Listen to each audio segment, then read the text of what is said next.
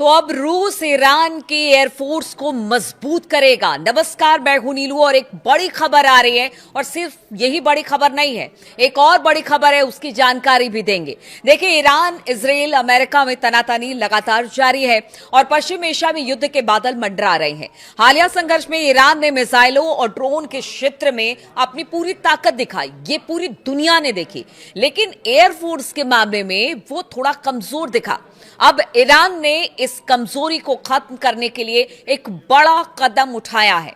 Iran को fighter jet देने के लिए रूस अब सामने आया है, क्योंकि देखिए, हमेशा से रूस ईरान की मदद करता रहा है, युद्ध के समय भी और युद्ध से पहले भी, और एक बार फिर से रूस इस मामले को लेकर सामने आया है। रूस से ईरान को जल्द ही फाइटर जेट मिल सकते हैं, जिससे यह निश्चित हो जाएगा कि अमेरिका और इजराइल की जो टेंशन है उसे काफी हद तक रूस की जो जेट है वो कारगर साबित होगी। मिलिट्री वॉच मैगजीन ने गुरुवार को रूसी सूत्रों के हवाले से बताया कि ईरान के रक्षा मंत्रालय ने मॉस्को से एक बटालियन के बराबर 12 यानी कि 12 Su-30 SM-2 फाइटर एयरक्राफ्ट खरीदने के लिए समझौता किया है।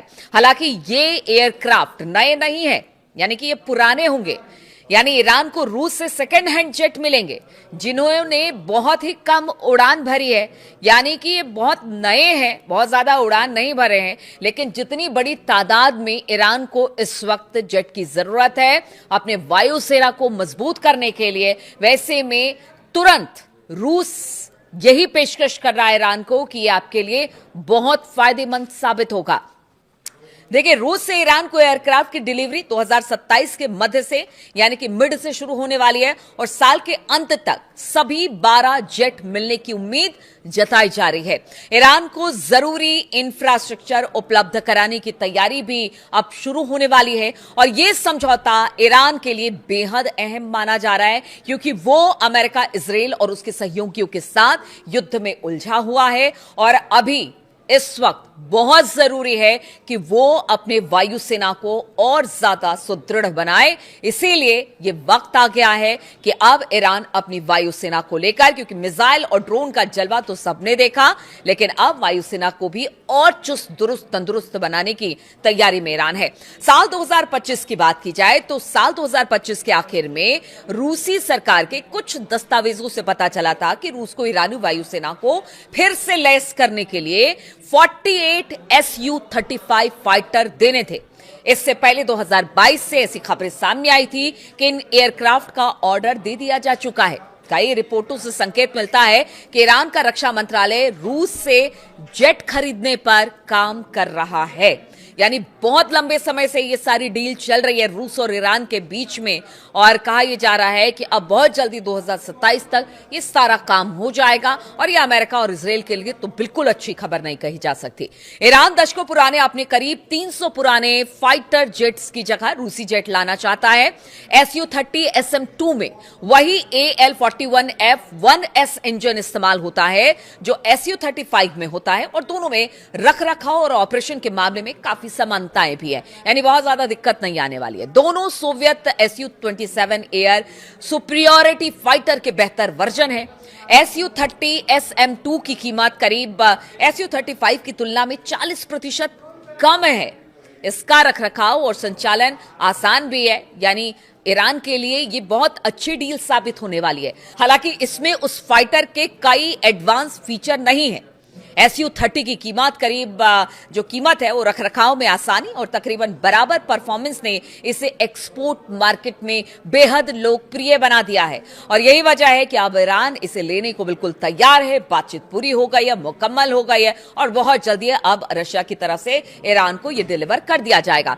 देखिए, Su-30 SM या फिर SM-2 उन 4 तरह के फाइटर जेट में से एक है जिनका उत्पादन रूसी एरोस्पेस फोर्स के लिए किया जा रहा है।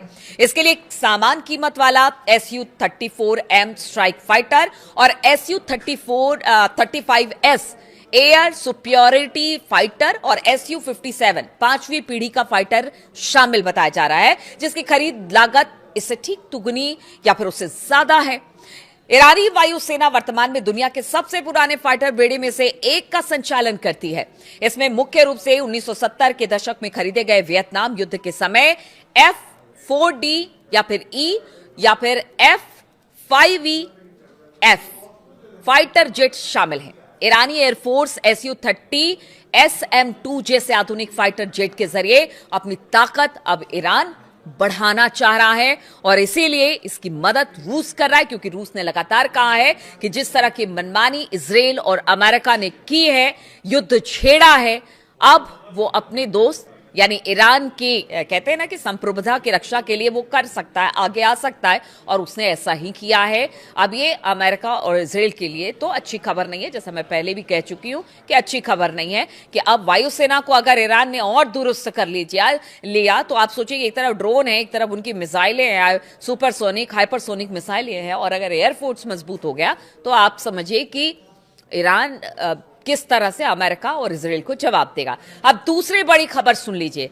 देखिए, एक तरफ तो युद्ध की तैयारी हो रही है, ईरान जो है वो फाइटर जेट खरीद रहा है या फिर अपने मिसाइलों के भंडार को उसने फिर से ठीक ठाक कर लिया है, उत्पादन एक बार फिर से शुरू हो गया है। अमेरिका भी अपनी तरफ से तैयारी कर ही रहा है और इजराइल को तो हमने देखा ही है कि किस तरह से ये सब अपनी अपनी तरीके से तैयारी कर रहे हैं, और ईरान इसमें बढ़ चढ़कर आगे बढ़ता हुआ दिखाई दे रहा है, क्योंकि उसको पता है कि दो देशों से उसे लड़ना है।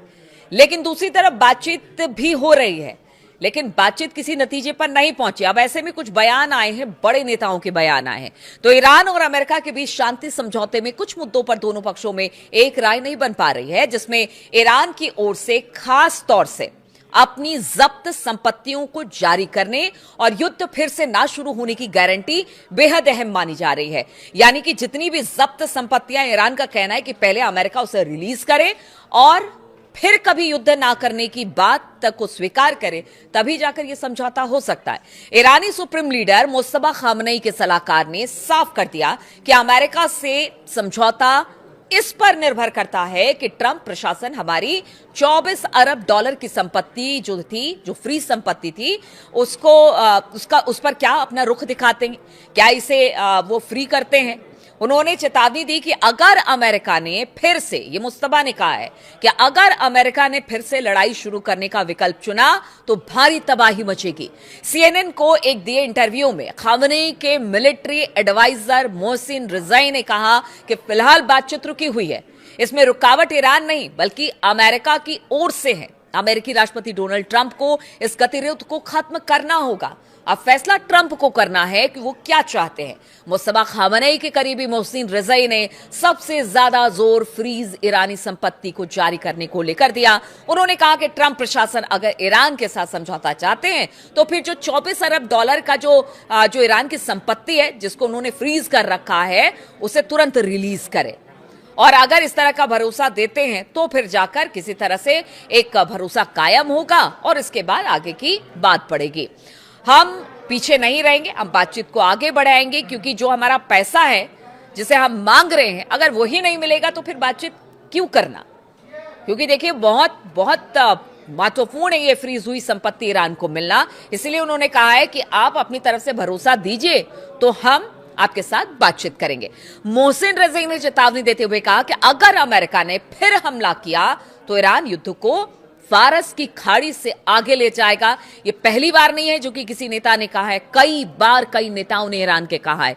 उन्होंने कहा कि हम उन अमेरिकी ठिकानों पर हमला करके युद्ध को एक नया आयाम देंगे जिन पर अब तक हमला नहीं हुआ है।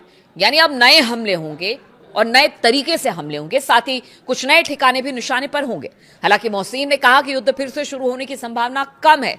वो ये भी कह रहे हैं, जैसे ट्रंप कहते हैं ना कि वो हर बात कहने के बाद बोलते हैं नहीं बातचीत अच्छी चल रही है, सब बेहतर हो रहा है और बहुत जल्दी युद्ध खत्म हो तो जाएगा। उसी तरह से अब ईरान ने भी उन्हीं की बातों को सीख लिया है। अब वो भी कहते हैं कि देखिए हम भी तैयार हैं, हम भी लड़ाई करेंगे, लेकिन वो बातचीत की संभावना कम, मतलब युद्ध की संभावना बहुत कम कह रहे हैं और कह रहे हैं बातचीत की संभावना ज्यादा है।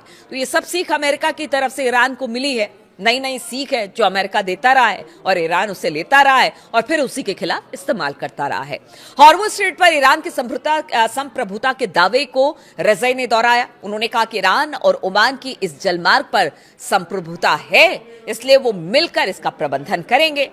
उन्होंने स्ट्रेट ऑफ हॉर्मुज़ से गुजरने वाले जहाजों से शुल्क को टोल मानने से इनकार कर दिया। उन्होंने कहा कि ईरान हॉर्मुज़ के रखरखाव की फीस लेगा, ना कि टोल लगाएगा। देखिए, जिस टोल की बात हो रही है कि ईरान टोल वसूल रहा है, उन्होंने कहा नहीं नहीं, ऐसा नहीं है। हॉर्मुज़ में जो रखरखाव होता है, जो स्थितियां वहां पर बनती है, उसके रखरखाव के लिए हम फीस लेंगे, हम टोल की बात नहीं करते हैं। तो बड़े अच्छे तरीके से उन्होंने इस बात को समझाने की कोशिश की।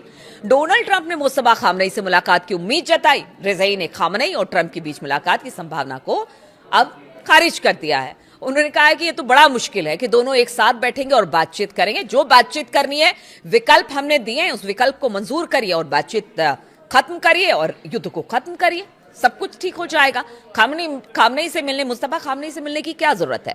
खामनेई की सेहत और फैसला लेने में उनकी भूमिका के बारे में जब उनसे सवाल पूछा गया तो उन्होंने जवाब दिया कि मुस्तफा खामनेई युद्ध शुरू होने के बाद से सार्वजनिक तौर पर नहीं देखे गए हैं। IRGC के पुराने नेताओं में मोहसिन रज़ाई शामिल हैं। ईरान इराक युद्ध में वो लड़ चुके हैं, ईरान इराक युद्ध भी। और रज़ाई बाद में एक्सपीडिएंसी काउंसिल, जो कि सर्वोच्च नेता को सलाह देती है, उसमें भी शामिल हुए।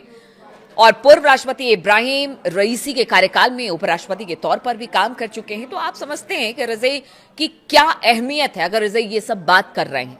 रज़ाई ने 4 बार राष्ट्रपति पद का चुनाव लड़ा लेकिन जीत नहीं पाए।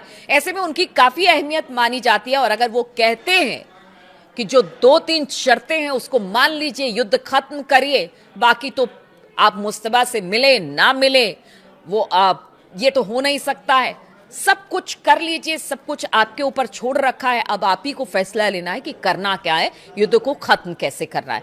तो बाकी बातें साफ हो गई है। युद्ध की भी तैयारी चल रही है ईरान की, और जो एक कहते हैं ना कि डिप्लोमेसी भी है, वो भी जारी रखे हुए, बातचीत हो रही है। लेकिन ईरान ने साफ कर दिया है कि देखिए, अब ऐसा है कि फ्री संपत्ति हमें दे दीजिए, और जो एक तरह से कहते हैं ना कि तमाम फ्रंट पर जो अमेरिका और इजराइल ने युद्ध छेड़ रखा है उसको खत्म कर दीजिए, युद्ध खत्म हो जाएगा। तो चलिए, इस तरह की बहुत सारी खबरें आती रहेंगी ईरान की तरफ से, अमेरिका की तरफ से, इजराइल की तरफ से। वो लगातार अपडेट्स मैं आपको देती रहूंगी। फिलहाल बहुत बहुत शुक्रिया मेरे साथ इस वीडियो में शामिल होने के लिए।